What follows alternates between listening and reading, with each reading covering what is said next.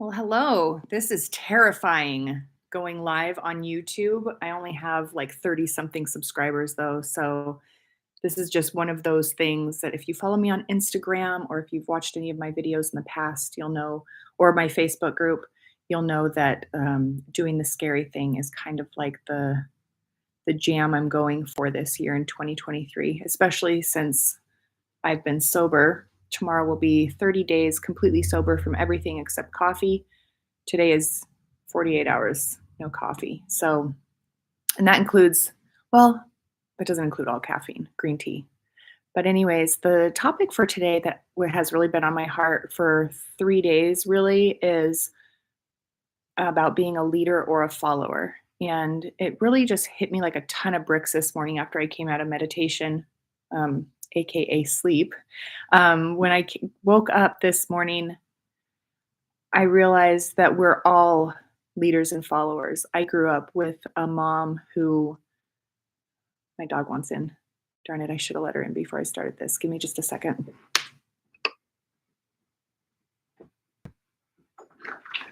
Come on. Are you coming in? You coming in?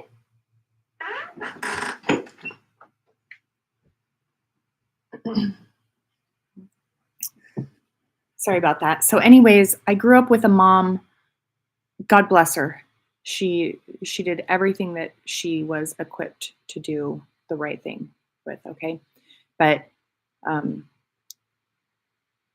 it was the 70s and 80s, and she was a no nonsense farm girl from Montana, and I was the oldest of five. So any of my dreams, I've always been a big dreamer. I've always been I just fantasize about how I want my life to be, the things that I want to do for other people, things that I want to do for animals, when I was younger. But her thing was, you're a follower, Janice. You just, and she never followed that up with that it was bad to be a follower or that I should strive to be a leader. It was just her tone of voice and the situations when she would call me a follower made me feel like I was not going to ever not be a follower in a bad way. And it kind of gave me this permission, I want to say, to be less than all of the amazing dreams I had for myself in my mind. And seventh grade started my journey into finding truth. It started with finding truth in religion. I wanted to know the God that I was worshiping because every religion that I grew up with in the lower 48 United States was, we believe there's only one God.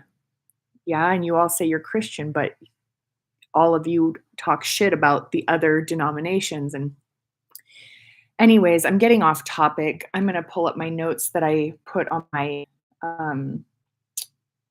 Instagram story this morning.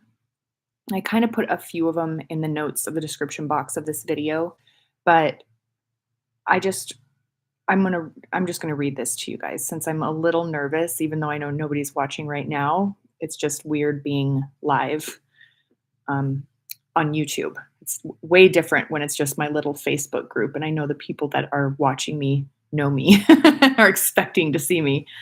This could go to anybody. So if you're watching, hello, I love you. So you'll see in the description box, I tagged a bunch of the people that I follow, and I also shared with you the people that follow me. If you're watching me right now, I am in one way or another being a leader to you. If you're watching this video, I'm being a leader by sharing with you the way that I think, the way that I speak, how I look right now. I got out of the shower. I don't do anything with my hair. I wear hoodies all the time. I'm constantly in pajamas, no bra. You know what I mean? Like, I'm leading people that are watching me and hearing my voice right now. So I say in my Instagram post, you have to make your life work for you. You choose what to eat, when you wake and sleep, how much you move in a day, what you consume through your eyes, ears, mouth, and nose. Free will is a gift too many Americans under the age of 65 squander. Get your fucking face out of the television. Get your ass off of your couch or out of your car and go create something. We are all powerful creators, you guys. You are put here.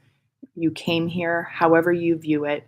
You are here on this planet, in this body, with the family that you have, the friends that you have, the job that you have, living in the country that you're in, following the religious practice that you grew up with or that you are teaching yourself or learning from a mentor for a reason. It is very intentional, and you owe it to the people you lead in your daily life to be the best you. Okay? I go on to say, yeah, it's going to take some time to wiggle out from underneath your bad habits and years of poor choices. Your maladaptive coping mechanisms are going to make you feel like this isn't for you. You're going to feel sick, literally, physically ill, tired, so sleepy when you make changes that work for you. Emotional. I hadn't cried honest tears without having to watch a Christmas Folgers commercial with the guy coming back from the army in probably 15 years, unless it was like prompted by a movie. I just was very unemotional. You might even feel like you're going to die when you stop feeding your body and brain chemicals, sugars, pesticides, and bullshit. But I promise you, you are the one who will be in control of your life. Your mind is going to wake up in a genesis of greatness. You'll be pissed at first because you'll realize all the time you wasted. But it's all worth it. You guys, I cannot tell you when I started my journey to heal myself and become me, I'm not done yet. I won't be done until my last breath. I believe that that's when we die, is when we stop. We either reach the place where we came here to get to, or our soul just realizes internally that we're not going to shift and it's a waste of time in this skin suit, and so we die. These are people who die of health issues, drug overdoses, depression, die by suicide. These are all people who their soul just decided it's not worth the shift. Okay. So once you shift and you start growing, then, and you allow yourself to be open to the growth. Okay.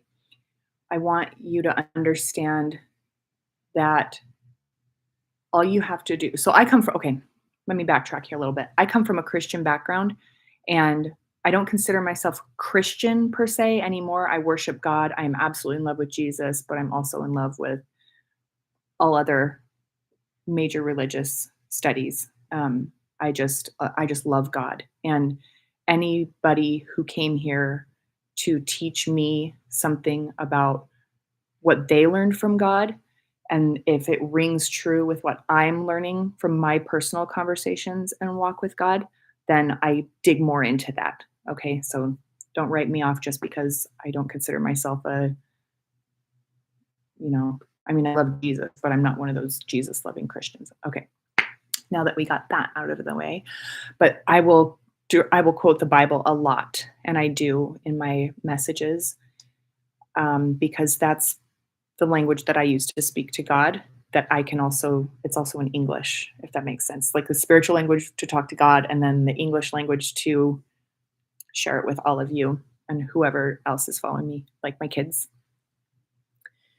And God showed me through the word, through the Holy Bible, God showed me that if I want to know the truth, first of all I had to do was ask, which I did. Okay. So I asked, and then I started being given a little bit more as I could handle it. Then I started being given scriptures like Matthew 5:5, ask and the question will be answered, seek and you will find, and knock and the door will be opened to you. And when I was given that scripture, it hit me Like, I hear God's voice when I find something that rings true, I actually hear God's voice inside of me, not like if you were right here whispering in my ear, but it's like I actually hear the English words in my mind. So, a lot of people call that schizophrenia, but it's not schizophrenia. And God said, "Do you see, Janice? I want you to be proactive. All you have to do is go do it." And there's another scripture that says, "Faith without works is dead."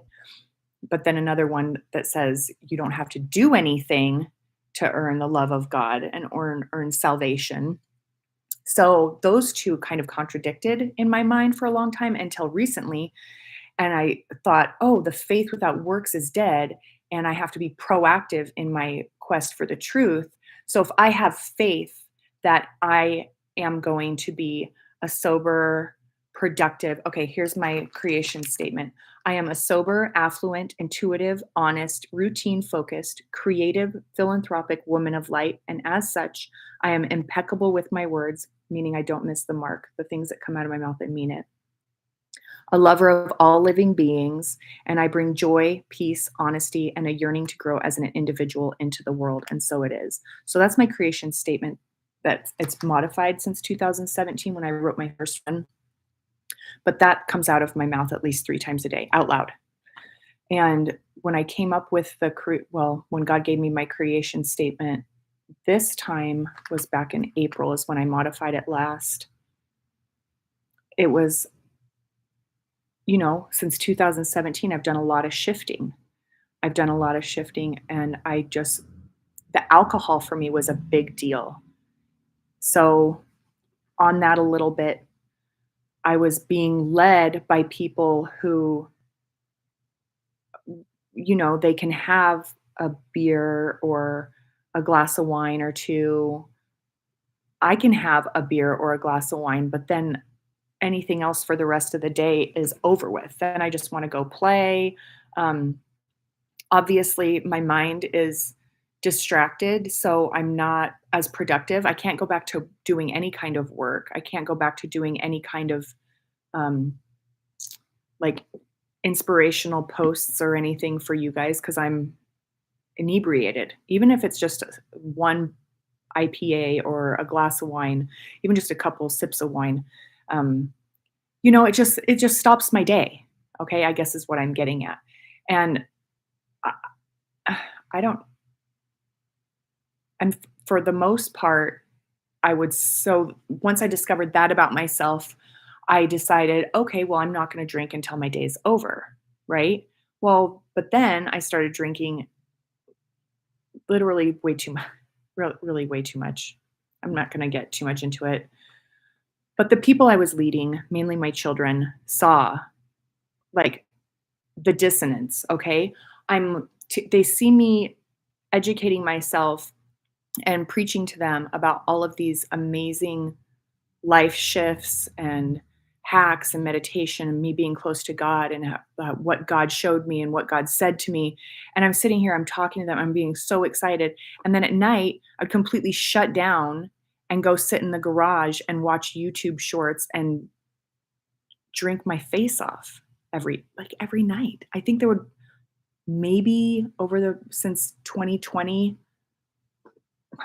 I don't know. I want to say I haven't had more than 3 days sobriety linked up since this last time, and I was just like, "I'm done." Like, I just kept telling myself, and I know it was the alcohol influencing my brain because like I said in my post and just to you guys just now, the the things that we put into our body, especially alcohol, really affects the way our brain works. And for me, being a mind over matter, mind over brain, really type of thinker and believer, and very spiritual, that was very bad for me because it was like a demon was taking over my my value system, taking over what I would do in a day. Um, And on that demon note, my son asked me, I think I was only like 3 or 4 days sober. and he asked me what a demon was because, on social media, these demons are like literally caricatures of demons, music videos with demons. I don't know what the fuck is going on, but I'm sick of it. My young kids seeing this garbage. Like, I have to completely get him off of everything. He's not allowed to be on social media at all because these people just weasel their way in to children's apps. Anyways, I'm off on a tangent.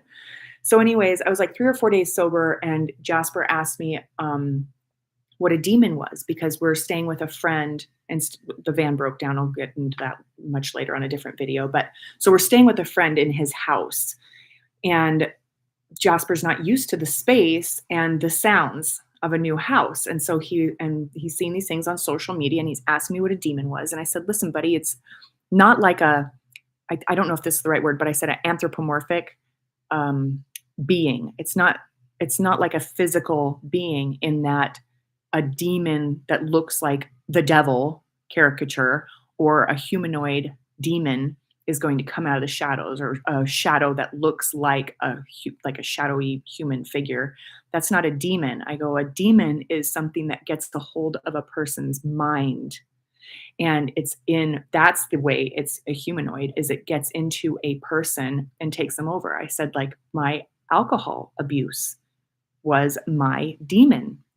It got inside of me and convinced me that I was just fine. Everybody else can do it. I'm still paying my bills. I'm still like, my kids are healthy and happy. They're not getting taken away from me. They go to whatever.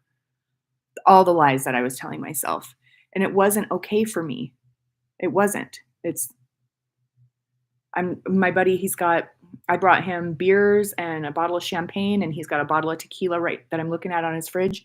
And since that day, 29 days ago,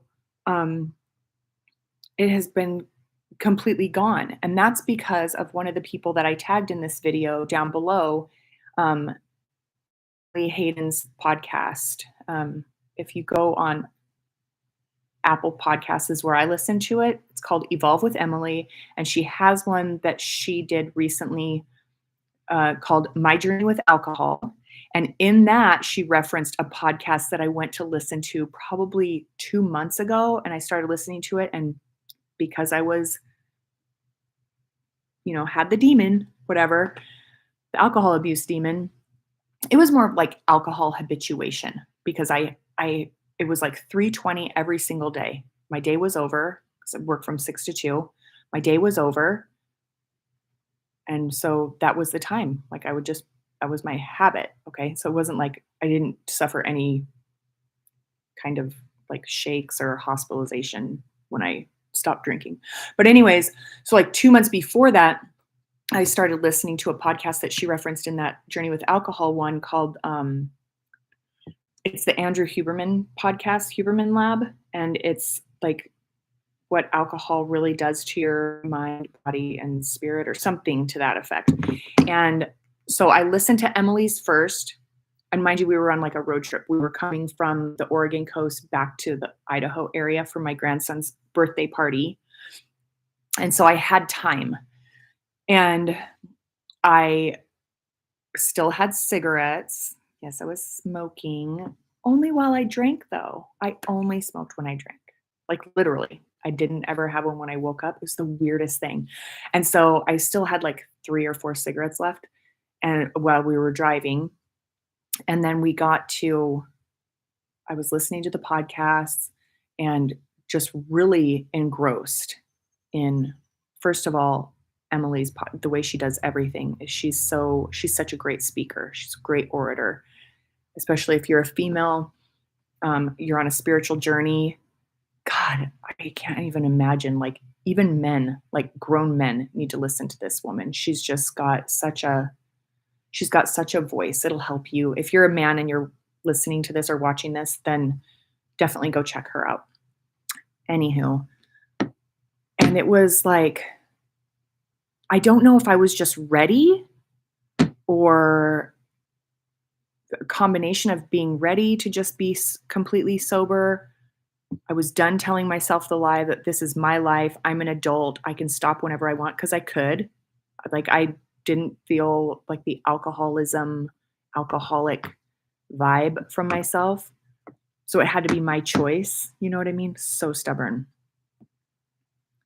I don't know what it was, but I'm telling you, if you're struggling with sobriety of from anything and you know like that you want to be sober, but every time you go to take a drink or buy a bag or whatever it is that you want to be sober from, um, you find yourself just being like, "Oh, I want to do this," which is what I told myself. I like being drunk. It's fine. I don't have anything else to do tonight.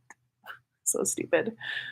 If you find yourself saying those things, listen to those 2 podcasts. I'm gonna try and remember to link them below, and I'm gonna go ahead and end this live stream because I've tangented quite a bit, and since it's my first live, nobody's actually on, which is great, but please, if you are watching this, please comment on what you thought. Um, I know I said a lot, so give me a little bit of grace. I'm gonna work on it.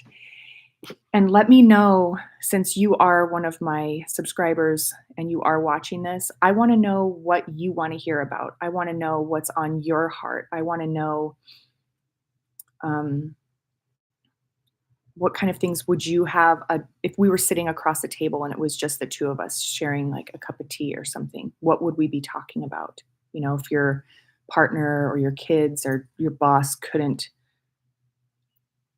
hear you, what would you want to have a conversation about? And those are the things that I want to address in the future. But the main purpose of all of my social media and my entire online presence is I really have strong intention of building Resolve, my total wellness company, up into something that will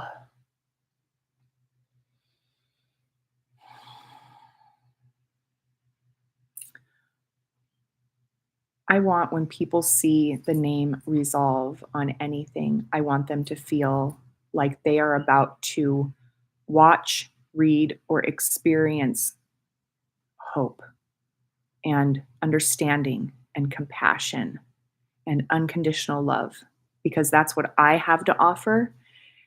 And I just want to spread this like dandelion seeds across the world. I wrote a part of a mission statement, I guess, the other day in my journal, like an affirmation. And I started writing, "My path is clear, and God reveals my co creators to me quickly and without resistance. So I am equipped to change the world." But I hesitated and wrote my world. And then after I meditated on the affirmation and like was journaling about it, I was like, no, if I'm saying my world, I'm limiting the people that could potentially benefit from my mess. And so if I say the world and I mean it, start here. YouTube is everywhere. So yeah, my path is clear and God reveals my co-creators to me quickly and without resistance. So I am equipped to change the world. All right. I love you, my darlings. Thank you for watching all the way to the end. Like, share, subscribe, comment, ring the bell. I don't know. I need you guys to do stuff though. I need you to interact and at least share this video or comment below like I asked, because it really is my soul's intention I don't want to make a ton of money or anything. I want to help a shitload of people, and I want this to be my job. I want to be able to show up for you guys and everybody else on every platform that I'm able to. And if I have to go work at Amazon for 12-hour days, then I'm not going to have the time or the motivation to do this as much as I want. I love you so much. Thank you.